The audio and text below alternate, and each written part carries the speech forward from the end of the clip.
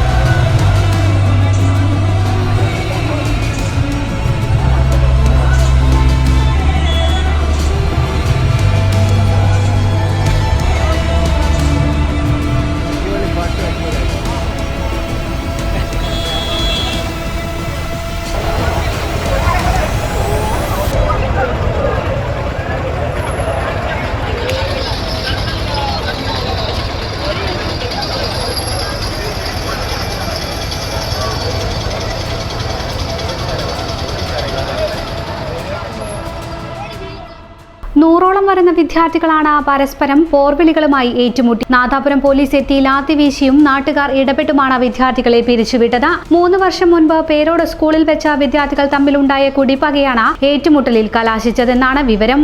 നാദാപുരത്ത് ടർഫിൽ നിന്നും വിദ്യാർത്ഥികൾ തമ്മിൽ തല്ലിയതിന് നേരത്തെ നാദാപുരം പോലീസ് കേസെടുത്തിരുന്നു. കഴിഞ്ഞ ദിവസം നടന്ന സംഘടനത്തിലും പോലീസ് ലാത്തിചാർജിലും പലർക്കും പരിക്കേറ്റെങ്കിലും ആരും ആശുപത്രിയിൽ ചികിത്സ തേടിയിട്ടില്ല.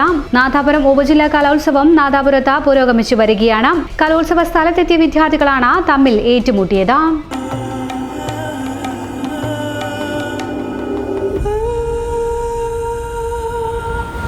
ചരിത്ര Vivah bridal collections by Shobhika Weddings.